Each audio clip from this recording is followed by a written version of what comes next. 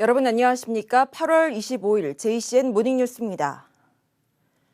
추석 명절이 2주 앞으로 다가왔는데 명절이 반갑지만은 않은 사람들도 있습니다. 일을 하고도 임금을 받지 못한 근로자들인데요.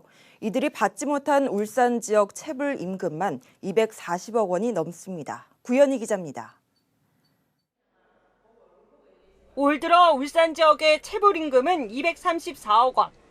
지난해 같은 기간보다 10%가량 증가했습니다. 임금을 제대로 받지 못한 근로자 수도 6월 말 기준 3,353명에 달합니다. 업종별로는 조선업 등 제조업의 체불 임금이 119억 원으로 전체 체불 임금의 절반 넘게 차지했고 운수 창고업이 37억 원, 건설업도 체불 임금이 33억 원에 달했습니다. 빨라야 3달. 그래도 받을지 못 받을지도 모르고. 도저히 안 되면 대출 받아서 하거나 카드로 계속 돌려서 쓰거나. 특히 조선업계는 수주 호황에도 하청업체 근로자의 임금 체불 문제가 반복되고 있습니다. 4대 보험을 못 넣고 있는 회사가 거의 한 절반 이상 정도 되고 평균 부채가 한 20억에서 30억 정도 넘는 회사들이 한 7, 80업체 됩니다. 고용노동부 울산지청은 다음 달 8일까지 임금체불 청산 집중 지도 활동을 벌입니다. 대상도 기존 건설업과 공공부문에서 조선업과 청년, 장애인, 외국인, 여성 등으로까지 업종과 계층을 확대했습니다. 특히 임금체불이 빈번하게 발생하는 조선업의 경우 원하청 사업장을 상대로 기성금 조기 집행 등을 적극 지도할 방침입니다. 고용노동부 울산지청은 물가 상승 등으로 민생 경제가 어려운 상황에서 임금체불까지 겹쳐 근로자들의 고통이 가중되는 일이 없도록 하기 위해서 노동자들이 걱정 없이 추석 명절을 보낼 수 있도록 체불 예방 및 생활 안정 지도에 최선을 다하겠습니다. 또 일시적 경영난으로 임금을 못 주는 사업주를 위해서는 융자 금리를 기존 3.7%에서 2.7%로 한시적으로 낮춥니다. 임금을 못 받은 근로자들도 연 1% 이자율로 1,000만 원 한도 내에서 생계비 지원 융자를 받을 수 있습니다. JCN 뉴스 구현입니다. 국민의힘 서범수 국회의원은 어제 울산시와 롯데쇼핑 고위 관계자와 간담회를 갖고 KTX 울산역 복합환승센터 사업에 조속한 추진을 당부했습니다. 복합환승센터 사업은 지난해 7월 기공식까지 열렸지만 지난달 기준으로 공정률이 3% 정도로 더딘 진행을 보이고 있습니다. 롯데쇼핑 측은 최근 원자재 파동 등으로 인한 공사비 증가와 경영 환경 변화 때문에 진척이 더디지만 사업 추진에 대한 입장에는 변화가 없다고 설명했습니다. 울산의 인구가 80개월 연속 감소세를 보이고 있습니다. 통계청의 7월 국내 인구 이동 자료에 따르면 울산 지역 전입자는 7,604명, 전출자는 8,500명으로 전출자가 896명 많았습니다. 인구 순 이동률은 마이너스 0.9%로 순 유출률이 전국에서 가장 높은 것으로 나타났습니다. 울산시 교원단체 총연합회가 울산학생교육원 제주분원 설립을 재고할 것을 울산시 교육청에 요구했습니다. 울산교총은 제주분원 설립을 위해 노후 호텔 매입 비용이 190억 원가량이 되고 수학여행 숙박시설로 전환할 경우 예산이 추가로 투입된다며 전시성 행정에 막대한 예산이 투입될 우려가 크다고 지적했습니다. 이에 대해 교육청은 학생들에게 안전하고 쾌적한 숙박시설 제공과 경비 절감을 위해 추진하는 사업이라며 선심성, 전시성 행정이 아니라고 반박했습니다. 울산시는 어제 전국체전의 성공 개최를 위한 제2차 시민위원회 손님맞이 분과회의를 개최했습니다. 울산시는 숙박과 식품위생, 교통대책과 선수단 환영, 그리고 울산의 도시 이미지 향상을 위해 각 분과별로 구체적인 방안을 세우고 적극 시행하기로 했습니다. 103회 전국체전은 10월 7일부터 13일까지, 42회 전국장애인체전은 10월 19일부터 24일까지 4만여 명의 선수단이 참가한 가운데 울산에서 열립니다. 울산 북구의 율동 공공주택지구 조성부지에서 청동기 시대의 주거지와 고려에서 조선시대를 아우르는 묘 수백 기와 유물들이 발굴됐습니다.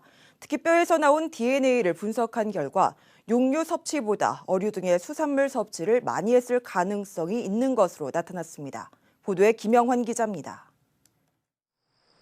현재 아파트 건립공사가 한창인 울산 북구 율동 공공주택지구 조성사업 부지입니다. 울산연구원과 가람문화재연구원이 정밀 발굴 조사를 진행한 결과 청동기 시대에서 조선시대를 아우르는 유적과 유물들이 출토됐습니다. 청동기 시대 민무늬 토기와 고려시대에서 조선시대 청자와 백자 등이 발굴됐습니다. 또 청동기 시대 주거지뿐만 아니라 삼국시대에서 조선시대까지 300기가 넘는 묘가 확인됐습니다. 개별 유적에서 찾기 힘든 양적인 자료로 주목됩니다. 그러니까 묘자리가 집중적으로 나오는 건 그렇게 흔하지는 않은데 울산 지역에서는 그래서 그 부분들이 이번 조사된 율동 유적에서도 고려조선 시대 묘가 집중적으로 분포했다는 게 이제 그러니까 고려조선 시대 전 시대에 걸쳐서 유적이 조성됐다는 큰 특징이라고 할 수 있습니다. 청동기 시대 물고기 잡이에 사용됐을 것으로 추정되는 어망추도 여러 개가 발굴됐습니다. 이번 조사에서 옛사람 뼈도 출토됐는데 DNA 분석 결과 질소와 탄소 안정 동위 원소 값이 높게 측정되면서 육식보다 수산물 섭취가 많았던 것으로 추정되고 있습니다. 단백질 분석을 했을 때 육류보다는 이제 어류를 섭취했을 거라는 흔적을 확인했거든요. 그래서 농경 생활에 비해서는 어류 생활에 조금 집중돼 있다고 볼 수 있고요. 울산연구원은 이번 뼈 분석이 옛사람 뼈의 특징과 연관성 연구에 중요한 학술적 가치가 있을 것으로 판단하고 있습니다. 또 거주지와 묘 등에 대한 연구가 축적된다면 시기에 따른 생활상과 사회상을 파악할 수 있는 중요한 자료가 될 것으로 기대하고 있습니다. JCN 뉴스 김용환입니다. 최근 북구 신천동의 골프 연습장 건립과 관련해서 민원이 일자 박천동 북구청장과 강진희 북구의장이 주민 100여 명과 함께 현장을 둘러보고 의견을 청취했습니다. 주민들은 인근의 어린이집과 아파트가 인접해 있어 소음 등의 문제가 있다며 골프 연습장이 들어오는 것을 반대했고 박천동 북구청장 등은 주민 의견을 적극적으로 반영하겠다고 말했습니다. 한편 신천동 골프 연습장 건립과 관련해 오늘 도시계획분과위원회 심의를 앞두고 있으며 인근 주민 2,400여 명의 반대 서명서가 제출돼 있습니다. 지난 6일 지방선거 때 울산교육감 선거에 출마했다가 낙마한 김주홍 전 후보 측이 노옥희 교육감을 공직선거법 위반 혐의로 검찰에 고발했습니다. 김 전 후보 측은 노 교육감이 선거 공보물에 자신의 업적을 홍보하면서 직무수행 지지도에 구체적인 항목을 언급하지 않은 채 전체 최상위 등급을 받은 것처럼 적시해 허위사실 공표에 해당한다고 주장했습니다. 이에 대해 노 교육감 측은 허위사실을 유포한 바가 없어 공식적으로 입장을 낼 것이 없다고 일축했습니다. 주택건설 사업에 대한 울산시의 인허가 절차와 기간을 단축해야 한다는 주장이 제기됐습니다. 김종섭 시의원은 서면 질문을 통해 타 시도는 사업 승인 완료까지 공동주택 인허가 기간이 6, 7개월 정도 걸리는 데 반해 울산은 10개월이 소요되고 있으며 기간 단축을 위해 통합심의를 도입해야 한다고 강조했습니다. 김 의원은 이어 구 도심에 대한 민간 개발 시 기존 도로의 폐도가 불가능해 어려움을 겪고 있다며 노후 주거지역 개발 예정지내 도로의 폐도를 적극 검토해야 한다고 덧붙였습니다. 문재인 전 대통령 부부를 반복적으로 협박한 혐의로 구속된 평산마을 장기 시위자가 구속을 풀어달라며 구속 적부심을 청구했지만 법원이 받아들이지 않았습니다. 울산지방법원은 어제 특수협박 혐의 등으로 구속된 최 모 씨의 구속 적부심 청구를 기각했습니다. 최 씨는 문 전 대통령 퇴임 직후부터 평산마을에 상주하며 시위를 벌여오다 지난 15일 사전 인근을 산책하던 문 전 대통령 부부에게 막말을 하며 협박한 데 이어 지난 16일에는 문 전 대통령 비서실 관계자를 커터칼로 협박하다 구속됐습니다. 한편 보수 성향단체 회원 30명은 어제 울산지법을 찾아 구속된 최 씨를 응원하며 석방을 요구했습니다. 내년 울산의 아파트 입주 물량은 올해보다 2배 이상 많은 12,000가구가 될 전망입니다. 한국부동산원에 따르면 내년 울산의 아파트 입주 예정 물량은 11,800여 가구로 올해 입주 물량인 5,410가구의 2배를 넘어섰습니다. 지방 5대 광역시 중에서는 울산이 대구와 부산 다음으로 많습니다. 성면이 발암물질로 지정된 지 13년이 됐지만 아직까지 성면청장이 남아있는 학교가 많습니다. 울산에만 148개 학교가 성면청장이 남아있는데요. 대부분이 초등학교와 유치원입니다. 김나래 기자가 보도합니다.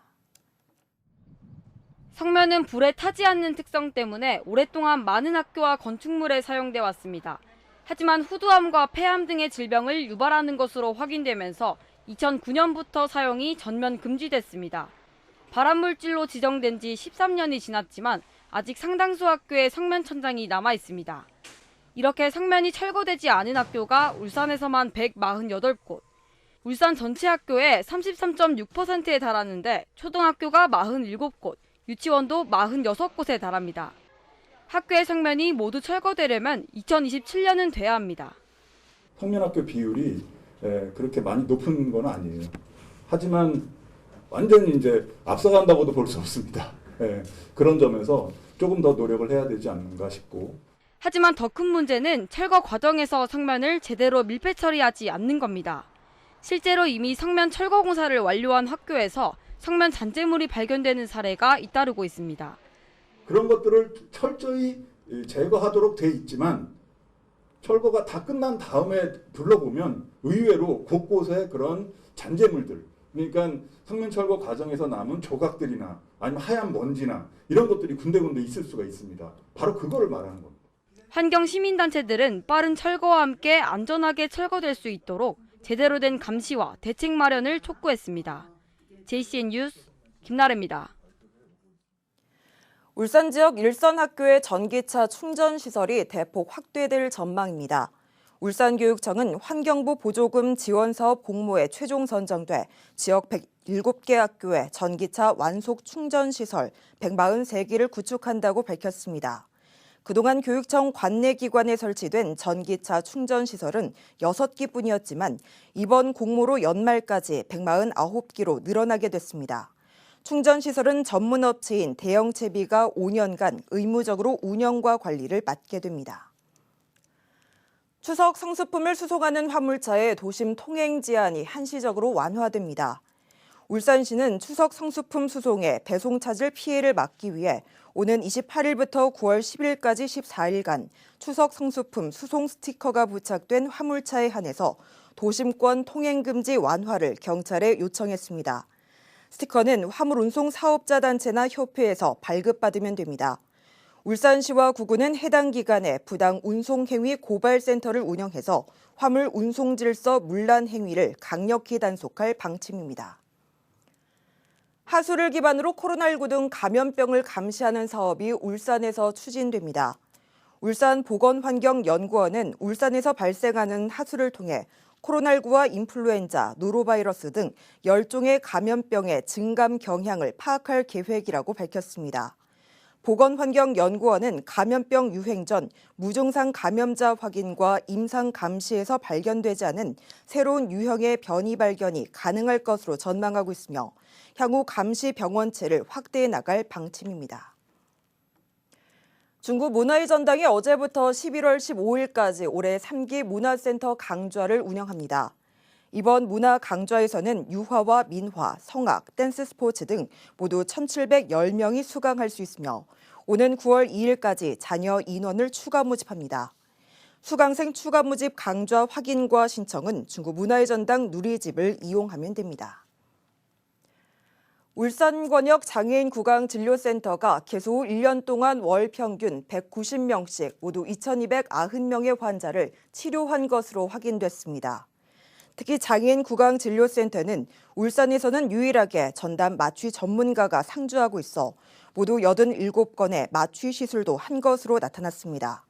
또 장애인 구강 진료센터는 울산대병원 치과와 연계해 전국센터 가운데 세 번째로 많은 인력을 갖췄으며 1년간 환자 1,421명에게 1억 7천여만 원의 장애인 치과 진료비를 지원했습니다. JCN 모닝뉴스를 마칩니다. 함께해 주신 여러분 고맙습니다.